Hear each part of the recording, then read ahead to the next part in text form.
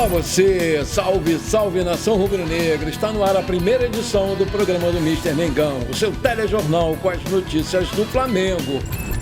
Flamengo e Bolívar, Pedro e Arrascaeta vão pro jogo, Bruno Henrique e Pulgar estão fora. Marcos Braz manda real sobre torcida do Flamengo após protestos e surpreende a todos. Freguês, Flamengo vence Fluminense, alcança a quarta vitória seguida e sobe no Brasileirão Feminino. Flamengo não depende mais de si para se classificar na Libertadores, mas se isso acontecer, classifica. Essas e outras você confere agora. Fica comigo até o final, porque aqui tem muito mais Flamengo para você. O Flamengo vai ter Pedro à disposição para o jogo contra o Bolívar na quarta-feira, 21h30, horário de Brasília, no Maracanã, porque o incômodo sentido por ele durante a vitória por 2-0 sobre o Corinthians no último sábado não resultou em lesão. O Arrascaeta está integrado ao grupo e também vai ficar à disposição, mas os treinos de terça-feira vão indicar se isso pode acontecer.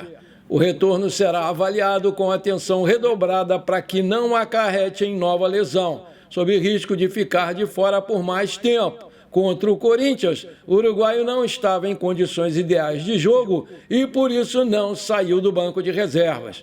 2 desfalques confirmados para esse jogo aí contra o Bolívar são Eric Pulgar e Bruno Henrique, ambos ainda se recuperam das suas lesões. Após a vitória sobre o Corinthians, o Tite admitiu repetir a equipe contra o Bolívar. Se isso acontecer, o Flamengo vai jogar com Rossi, Varela, Fabrício, Bruno, Léo Pereira e Ayrton Lucas, Alan, De La Cruz e Lohan, Gerson, Everton, Cebolinha e Pedro.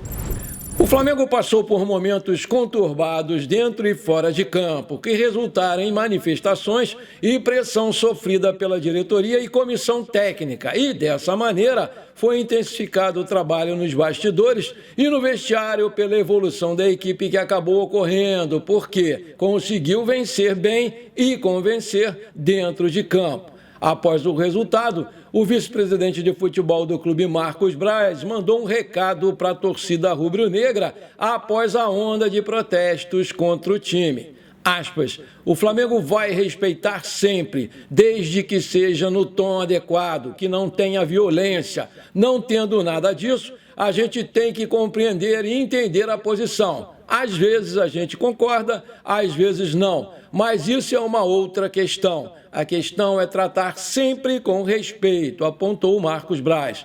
Vale destacar que na última sexta-feira, torcedores do Flamengo marcaram presença na entrada do CT do Ninho do Urubu, onde chegaram a estender faixas criticando a diretoria do Flamengo, assim como foi realizado no estádio do Maracanã antes do jogo contra o Corinthians.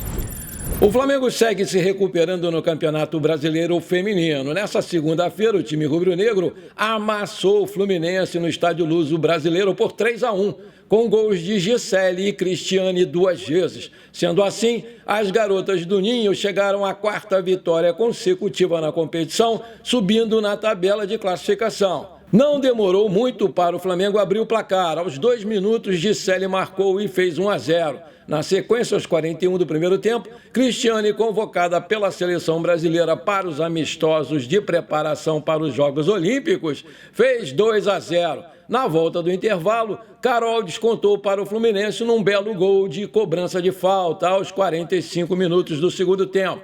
Contudo, sem dar brecha, as garotas do Ninho reagiram e foram lá e fizeram 3-1 com mais um gol da experiente Cristiane.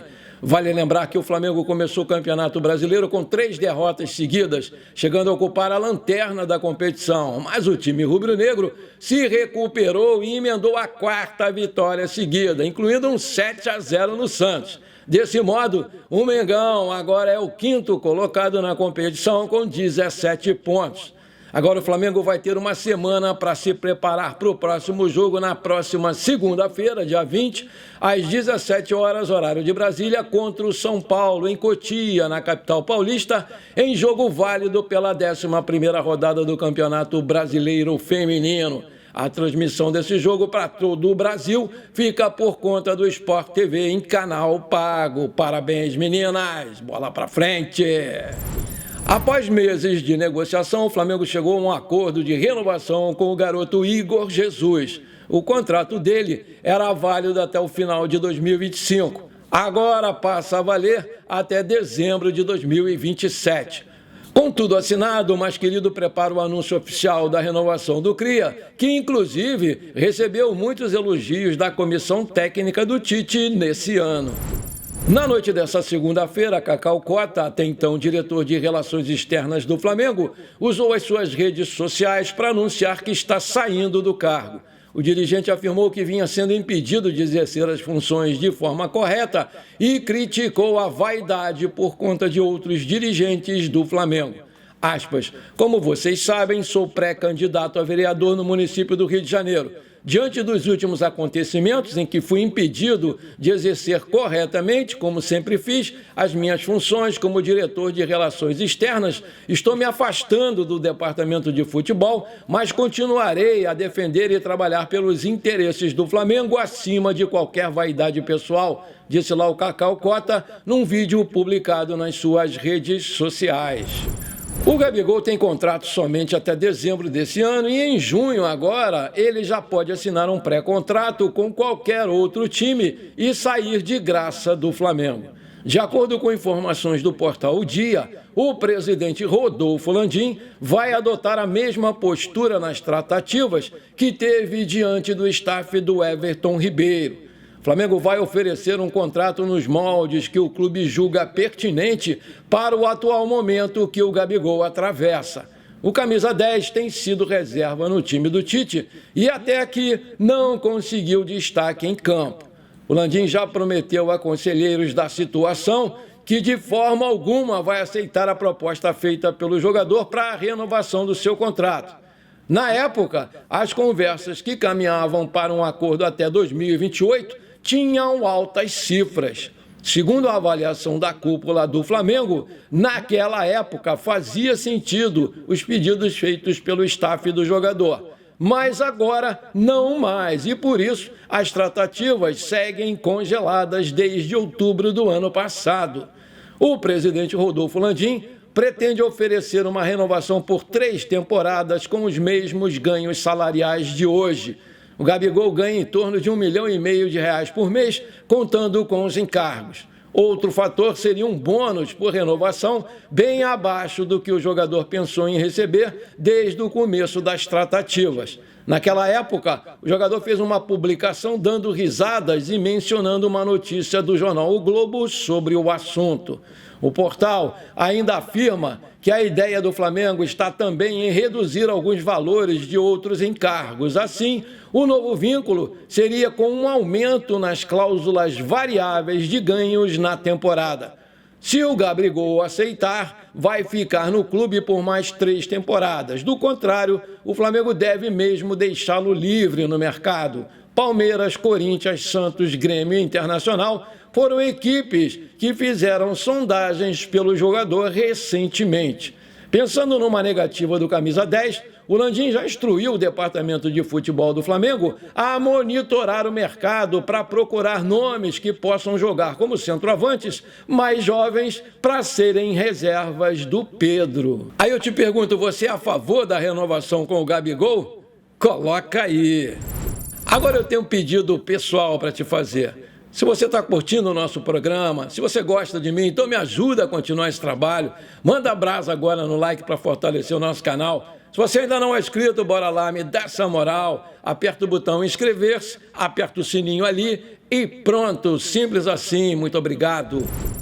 Matematicamente, o Flamengo não depende mais de si para se classificar para as oitavas de final da Libertadores. E amanhã vai enfrentar o Bolívar, que é o líder no Maracanã, pela 5ª rodada do Grupo E da Libertadores. Antes desse jogo, é fundamental para os rubro-negros acompanharem de perto a partida entre Milionários e Palestino do Chile, que vai acontecer na Colômbia, hoje às 23 horas, horário de Brasília. O resultado pode significar a recuperação da tranquilidade para o time do Tite, que passaria a depender apenas de 2 vitórias por uma margem mínima de gols para avançar na competição.